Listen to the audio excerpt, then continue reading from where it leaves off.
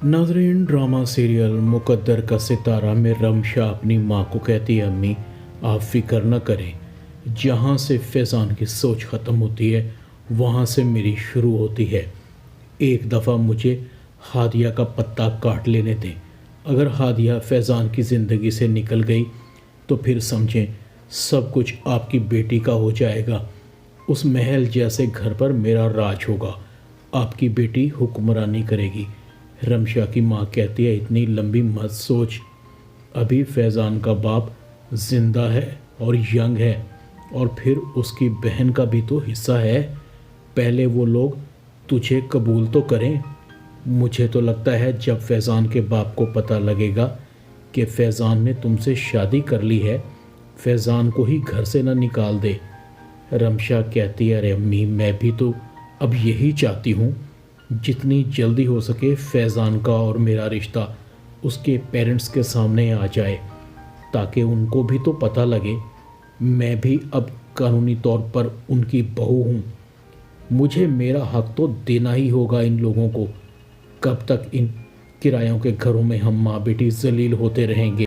रमशा की माँ कहती है, बस तू फैज़ान को अपनी मुट्ठी में रख, खूब उसके आगे पीछे फिर, ताकि वो तुझसे मोहब्बत करे और हादिया का पत्ता हमेशा हमेशा के लिए कट जाए। रमशा कहती है, अम्मी मैं यही तो कर रही हूँ। और हाँ, तुझे ये बताना तो भूल ही गई, मैं कल गायनाकोलॉजिस्ट के पास गई थी। रमशा की माँ कहती है, वो किस लिए? रमशा कहती है, अम्मा तू ही तो कहती है कि मर्द को कंट्रोल करने के लिए औलाद होना ज़रूरी है, फिर मर्द कहीं नहीं जाता। तू देख नहीं रही, हादिया भी माँ बनने वाली है। फैज़ान कितना एक्साइटेड है। मैं भी यही चाहती हूँ कि मैं भी जल्दी जल्दी एक बच्चे की माँ बनूँ। खुदा करे मुझे पहला ही बेटा हो, ताकि बड़ा होकर वो भी वारिस बने। रमशा की माँ कहती है, ये तो तूने बड़ी अक्लमंदी की बात की है। अगर हादिया का पत्ता भी उस घर से कट जाए तो फिर तुझे उस घर में दाखिल होने से कोई नहीं रोक सकता। इधर फैज़ान ने भी हादिया की खुशामद शुरू कर रखी है और उसे मोहब्बत का इजहार करता रहता है, ताकि अपने बाप की नज़रों में अच्छा बन सके। फैज़ान कहता है, हादिया तुम नहीं जानती मैं तुमसे कितनी मोहब्बत करता हूँ, और तुम्हारी वजह से मुझे जो बच्चे की खुशी मिलने वाली है, दिल तो करता है दुनिया की हर चीज़ तुम्हारे कदमों में ला कर रख दूँ। हादिया कहती है, मुझे तुम्हारे अलावा कुछ नहीं चाहिए फैज़ान, मुझे सिर्फ़ तुम्हारी तवज्जो चाहिए, तुम्हारा एतमाद चाहिए। मैं चाहती हूँ मेरे और तुम्हारे दरमियान कभी भी हवा भी ना आए। फैज़ान कभी भी हमारे एतमाद को धोखा मत देना। अब तो मैं सिर्फ़ और सिर्फ तुम्हारे और बच्चे के बारे में सोचती हूँ। दूसरी तरफ नताशा भी राज़ी के प्यार में मरे जा रही है। शीना कहती है, नताशा क्यों तुम मुझे राज़ी और उसकी माँ के सामने झुकाने पर तुली हुई हो? तुम राज़ी को भूल नहीं सकती। नताशा कहती है, अम्मी राज़ी से बेहतर मेरे लिए कोई हो ही नहीं सकता। उसी की वजह से मैं कितना बदल गई हूँ। मैं तो राज़ी से अपनी पुरानी गलतियों पर भी नादिम हूँ। मुझे राज़ी से माफ़ी मांगने पर भी कोई यार नहीं है। फिर आपको नहीं लगता है कि राज़ी के दिल में भी मेरे लिए स्पेस पैदा हो रही है? आपको मेरी खुशी से गर्ज होनी चाहिए। आप अपनी अना को भूल क्यों नहीं जाती? आप बाबा से बात करें, वो भी तो कितने खुश होंगे। वो तो यही चाहते थे कि मैं राज़ी से शादी के लिए मान जाऊं।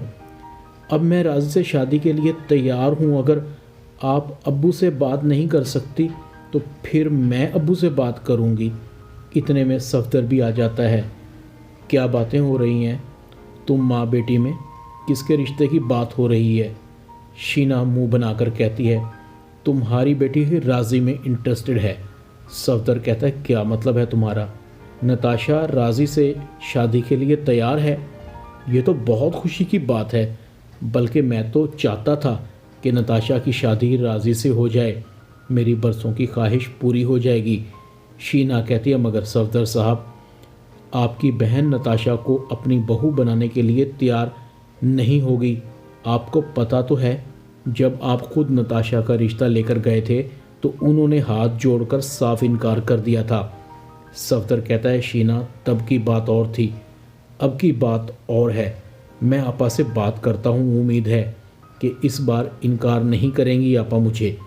صفدر کہتا ہے شینا تم میرے ساتھ چلو۔ شینا کہتی ہے آپ خود ہی جائیے، مجھے ذلیل اور شرمسار ہونے کا کوئی شوق نہیں ہے آپ کی آپا کے سامنے۔ صفدر کہتا ہے تم کیسی ماں ہو جو اپنے بچوں کی خوشی کے لیے اپنی انا کو قربان نہیں کر سکتی۔ شینا نہ تم اچھی ماں بن سکی ہو اور نہ اچھی ساس بن سکتی ہو۔ میں جا رہا ہوں آپا سے بات کرنے۔ ادھر نتاشا راضی سے ملتی ہے۔ راضی تم آ گئے؟ راضی کہتا ہے ہاں میں آ گیا ہوں۔ نتاشا کہتی ہے چلو اچھا ہوا تم بھی آ گئے، ابو پھپھو کے پاس گئے ہیں میرے اور تمہارے رشتے کی بات کرنے کے لیے۔ تم انکار تو نہیں کرو گے مجھ سے شادی کے لیے؟ دیکھو پیچھے ماضی میں جو کچھ ہوا اسے بھول جاؤ، میں تم سے بہت شرمندہ ہوں، مجھے نادان دوست سمجھ کر معاف کر دو اور مجھ سے شادی کے لیے ہاں کر دو۔ تم نے مجھے بہت بدل دیا ہے، تمہارے ساتھ رہوں گی تو میں بھی تمہاری طرح سوچنے لگوں گی۔ راضی نتاشا کی طرف حیرانی سے دیکھ رہا تھا۔ نتاشا کہتی ہے راضی کیا تمہیں میں پسند نہیں ہوں یا تمہاری زندگی میں کوئی اور ہے؟ راضی کہتا ہے نہیں نتاشا، ایسی کوئی بات نہیں ہے، تم اچھی لڑکی ہو، تمہیں رشتوں کی کوئی کمی نہیں ہونی چاہیے، تم مجھ سے بہتر کے لیے ڈیزرو کرتی ہو، شاید میں تمہارے قابل نہیں ہوں۔ نتاشا کہتی ہے میری جھوٹی تعریف کر کے مجھ سے ہاتھ چھڑانا چاہتے ہو؟ تم نے میری ماضی کی غلطیوں کو لگتا ہے کہ ابھی تک معاف نہیں کیا۔ راضی کہتا ہے نہیں نتاشا، میں کبھی بھی تم سے ناراض تھا ہی نہیں، مگر میں نے تم سے شادی کے بارے میں کبھی سوچا بھی نہیں۔ نتاشا کہتی ہے راضی اب سوچ لو نا، اگر تم وقت لینا چاہتے ہو تو آرام سے فیصلہ کرو، میں تمہارے فیصلے کا انتظار کرتی رہوں گی۔ راضی آگے بڑھ جاتا ہے۔